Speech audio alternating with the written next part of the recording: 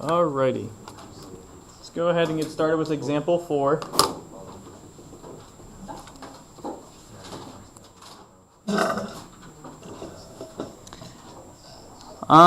Well, just to clarify, yesterday with example 3, since we were saying that at the end, if you didn't get the answer there when the bell rang, we had the dimensions were 9 by 6 for that example 3, and your area was minimized because A prime changed from negative to positive. So that was your conclusion if you didn't get that for example 3 yesterday. Just wanted to restate that. Example 4. A rectangle is bounded by the x and y axes, and the graph of y equals 3 minus 1/2 x. What length and width should the rectangle have so that its area is its maximum? So we see that it's bounded by x and bounded by the y there. And we're going to have a distance of x and a distance of y. So we'll have the base and the height there. And again, we're trying to figure out what distance of x and what distance of y would give us the maximum area of that square. And it's also bounded by that line right there. So our primary equation. Again, if you need to look back, because we just started yesterday, we have those 5 steps. What do you think our primary equation is going to be? Daniel? A equals y times x. Okay, area equals xy, or y times x, yeah. So we're going to find area, x times y. Do we have more than one variable? Yes. Yes, so we need a secondary equation. Yes, Daniel? Oh, it gives us the secondary equation. Exactly, we don't have to do anything. It gives us the secondary equation, so just write it down, y equals 3 minus 1/2 x. That's our secondary equation. So nothing we have to really figure out, it gives it to us. Now that we know y, we can plug it in. So area equals x times 3 minus 1/2 x, and then go ahead and multiply it all out.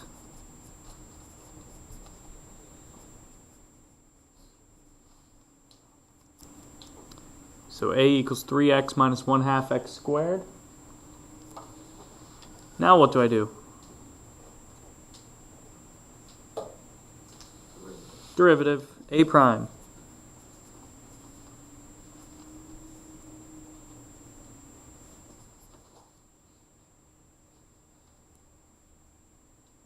When you bring down the 2 and the power, that cancels out the 1/2, so you're just left with x there. 3 minus x. Then set it equal to 0.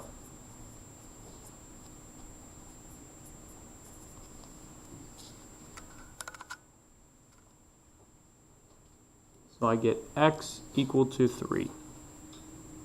Now I have to make sure that this value is going to maximize my area. So I need to create a table.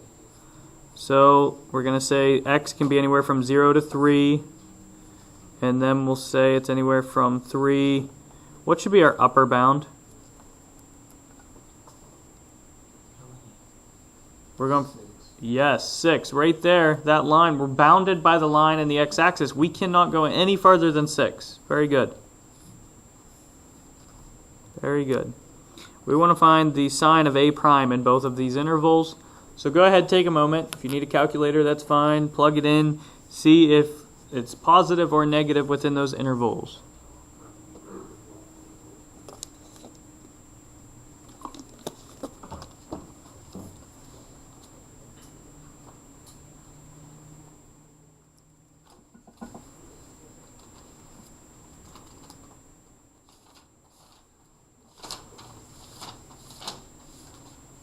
Any luck out there? Find positive or negative? Positive. Yep, positive, then negative. So this tells us that 3 is what? A maximum value, yes. So we confirmed that it will maximize it. So we have our x value that would maximize. Let's find our y value. Well, we have an equation right here where we can find y. Let's plug in our x value. Y equals 3 minus 1/2 times 3.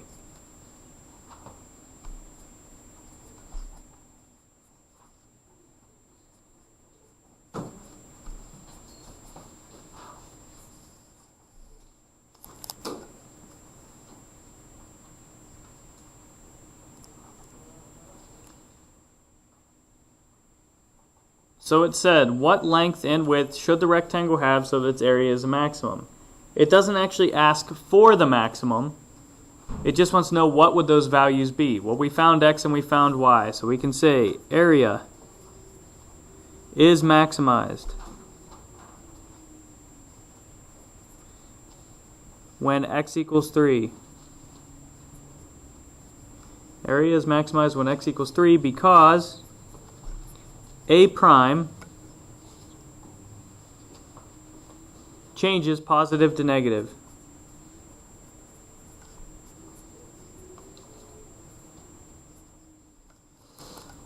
Maximized when x equals 3 because a prime changes positive to negative. That would be your description.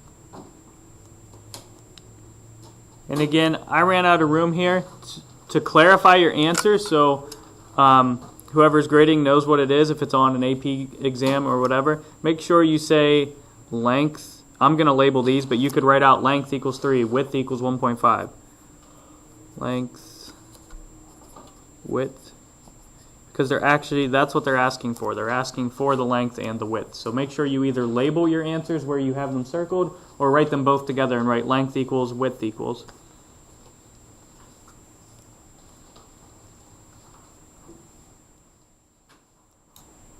All right, any questions so far? All right, let's go ahead to example 5 then.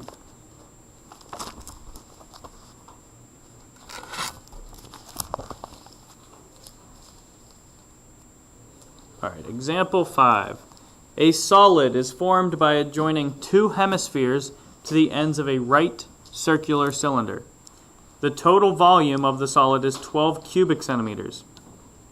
Find the radius of the cylinder that produces the minimum surface area. So before we get started, they're talking about two hemispheres, which put together two hemispheres make a sphere, and they're talking about a cylinder.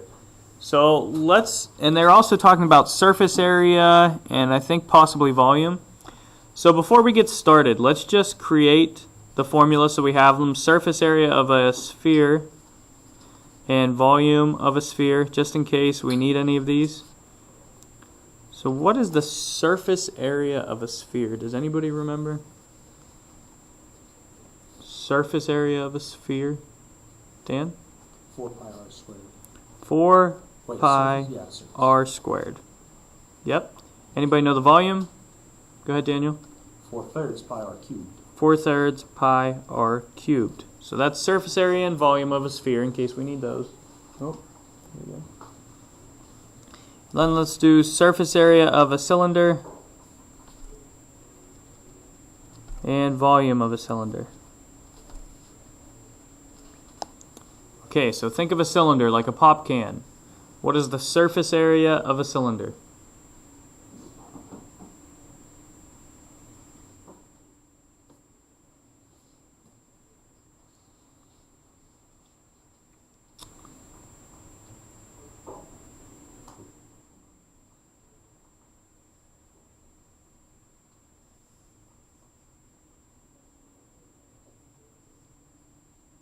Any ideas?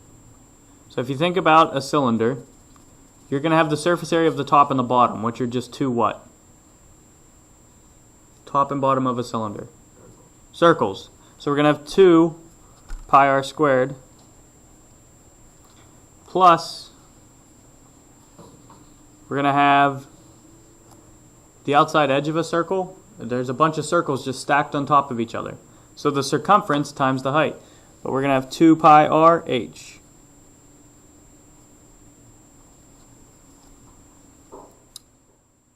What about the volume of a cylinder? Volume of a cylinder. Think about what your base of a cylinder is. Your base is a circle. If your base is a circle, how are you going to find the volume?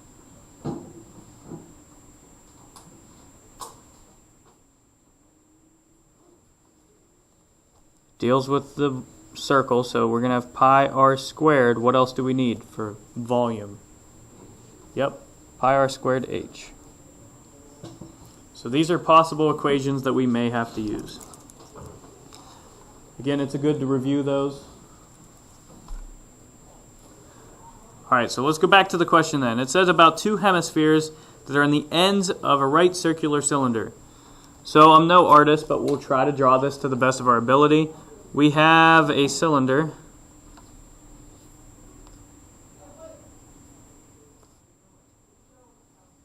Okay, we have some cylinder. And then on the ends of the cylinder, we have the hemispheres. So we have, if you think of like a globe cut in half, we have half of it on each end. So that's kind of the shape that we have. Okay, we were given some information, given that the total volume was 12 cubic centimeters. It says find the radius of the cylinder that produces the minimum surface area. So our primary equation,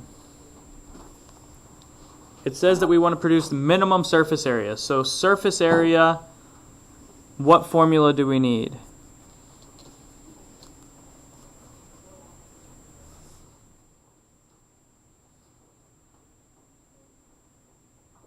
Yes. You want to take the surface area of both the sphere and the cylinder and add them together, I believe. Yeah, we need the, let's see, let's be careful here. But you need to take out Yes. part of the cylinder one. I believe it would be the 2 pi. It would be the 2 pi r squared because that is for the two circles. You just want the cylinder segment. Exactly. So we want the surface area. We want the surface area of the cylinder, so all those circles stacked on top of each other. But if we put the hemispheres on each side, we're covering up those circles on the ends. So we can't count the surface area of the circles because they're covered up by the hemispheres. So that's the part right here, the 2 pi r squared, that we're going to get rid of from the cylinder. We only want this part of the cylinder added to that part of the sphere. So the surface area is going to be 4 pi r squared plus 2 pi RH. 4 pi r squared plus 2 pi RH.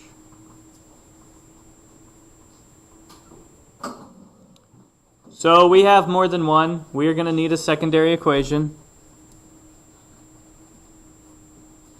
We are going to need a secondary one.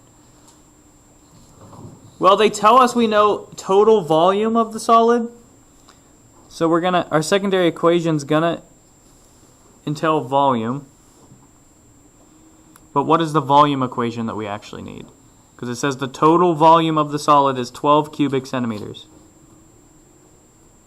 So volume is equal to what? Think of your formulas from up above that we had written.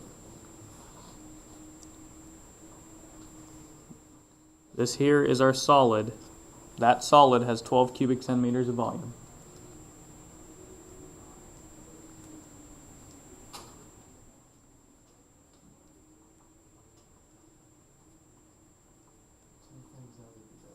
Yeah, do we need to cancel anything out? No, because we're taking the volume of one and adding to the volume of the other. We don't have to cancel anything out. So 4/3 pi r cubed plus pi r squared h.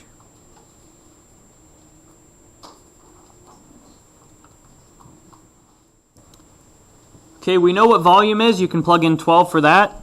And after you plug in 12, actually to save some room, I'm just going to erase the v and put a 12 here just to save some room. 12 is equal to that. I need to solve this for h because I want to get rid of my h over here. So go ahead and solve this for h.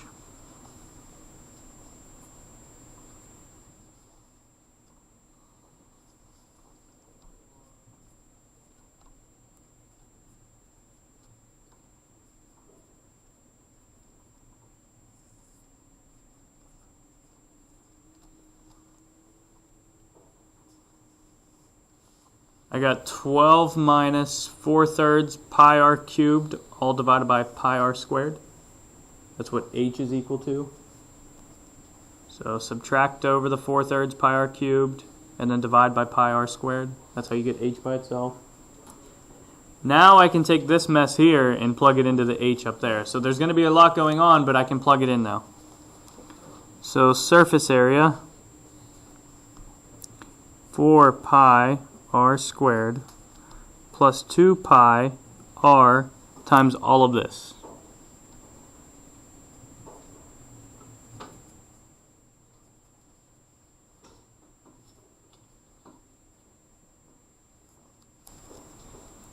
Alright, so eventually we're going to need a derivative, but we're going to try to simplify as much as we can to try to make the derivative easier.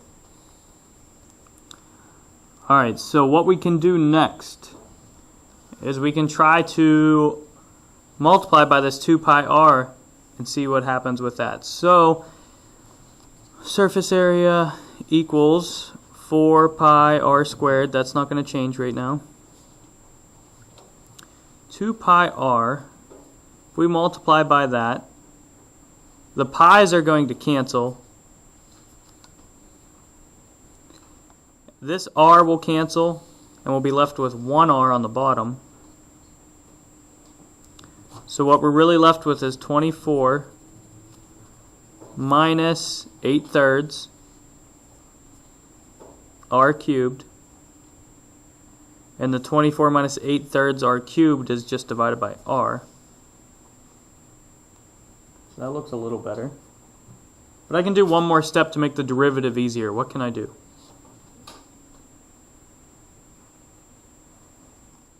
Oh, don't forget there is a pi here. Sorry about that. Right here there's a pi. 8/3 pi r cubed. That pi did not cancel. So 8/3 pi r cubed.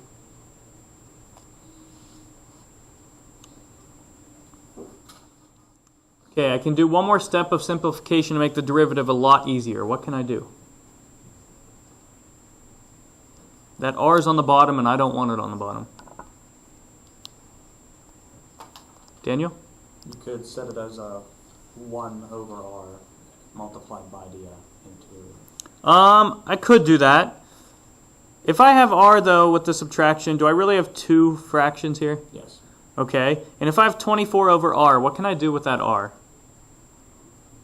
Allison? Yes, bring it to the top and make it a negative power. So what I'm going to have is surface area equals 4 pi r squared plus 24 r to the negative first. But again, remember I had two fractions. If I bring the r to the top in the other fraction, I'm going to have minus 8/3 pi r squared.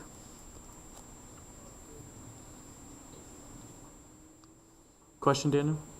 No, I'm just looking. Yeah, 4 pi r squared plus 24 r to the negative first minus 8/3 pi r squared.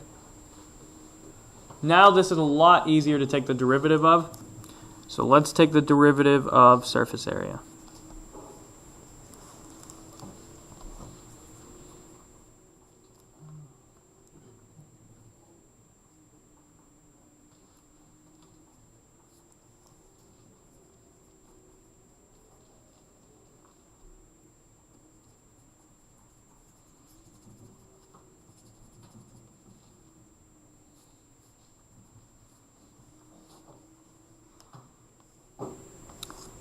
I know it may be a little difficult to read there. I got 8 pi r minus 24 r to the negative second minus 16 over 3 pi r.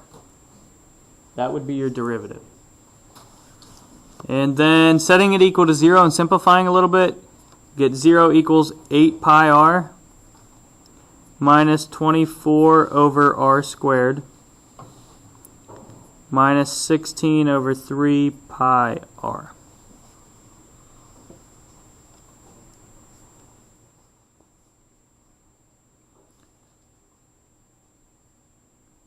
Well, we have the 8 pi r and we have the 16 over 3 pi r. Those could be combined. So that's really 24 thirds minus 16 thirds. So subtracting these two leaves you with 8 thirds. 0 equals 8/3 pi r minus 24 r squared over r squared, sorry. Now I can add that to the other side. 24 over r squared equals 8/3 pi r.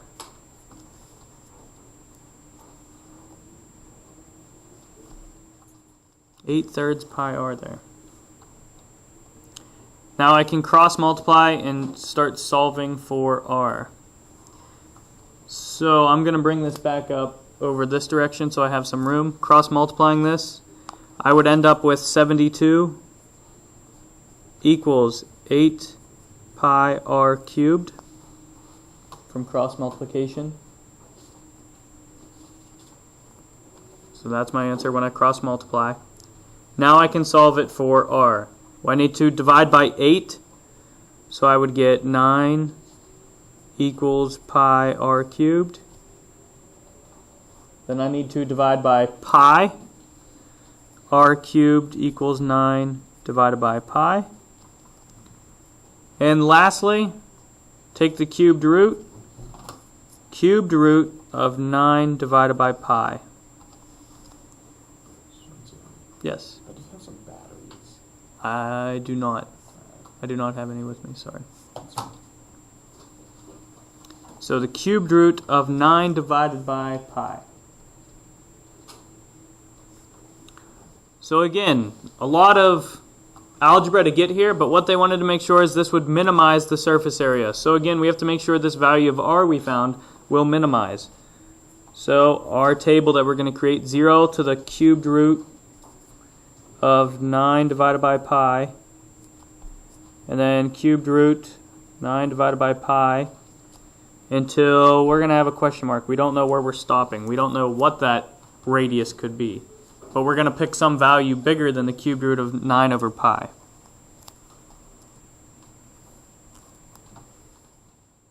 Okay, so the sign of the derivative. So you can go ahead and type that into your calculator to find your decimal, and then pick a value in those intervals. Determine if these are negative or positive. So we have enough time. I'll let you figure out if those are negative or positive.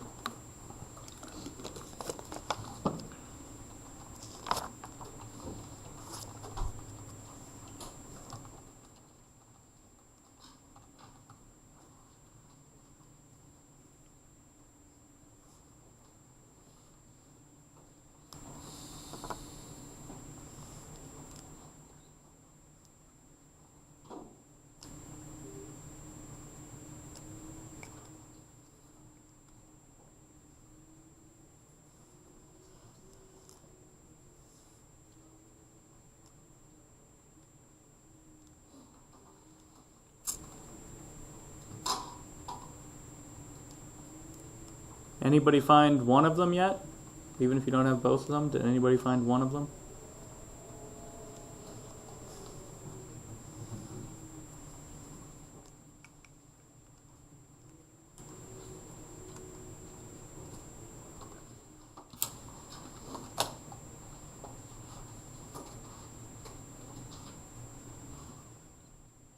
Go ahead, Daniel. Should be negative and then positive. Negative, then positive. So this value that we found, is that a maximum or minimum? Minimum. Minimum, that's what they wanted. They want us to minimize surface area. Did they actually want us to find the surface area? No. What did they want us to find? The radius. Okay, the radius. Well, we did find the radius, so we just have to state our conclusion. We found the radius, and we showed that it truly was a min. So our conclusion, since surface area derivative, so SA prime, changes from negative to positive, surface area is a minimum. When r equals cubed root of 9 over pi.